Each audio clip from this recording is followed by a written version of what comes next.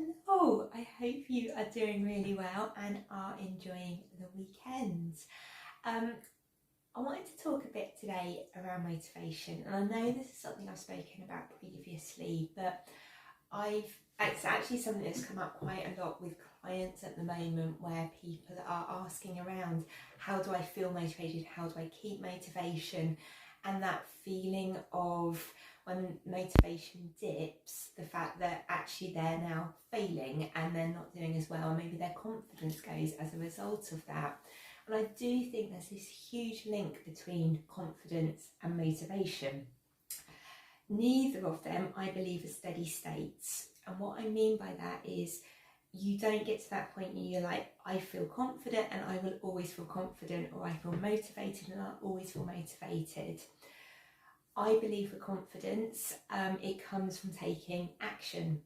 So we then become confident within a particular situation, and then once we maybe push outside of our comfort zone, we then maybe feel uncomfortable and our confidence maybe dips a little bit. But it's that taking action, it's that growing, it's that learning, builds the confidence in the long run. I think motivation is actually quite a similar thing, whereas when you start to take the action, the motivation actually comes. So sometimes we sit down and we go, okay, I'm not going to do it because I don't feel motivated, but actually the doing is what sometimes can create the motivation to keep on doing with that. So with that, I wanted to share maybe sort of 3 little hacks that I have that I know work for me, have worked for clients, that might be useful for you if you are struggling a little bit with motivation at the moment. The first one is actually thinking about the origins of the word motivation. It comes from motive, and so it's understanding why you're doing something. What is your motive? Why do you want to achieve whatever you want to achieve? Remembering the why, the purpose, the bigger picture can be quite motivational in itself. The next hack is actually from Mel Robbins. She has written a great book called The 5-Second Rule. I would highly recommend it if you haven't read it already. But what she says in that is basically you take action by counting down from 5 to 1, and at 1 you do the action. And this is particularly useful for me in the mornings or when I want to get out of bed to do some exercise. However, it's very tempting to stay in bed.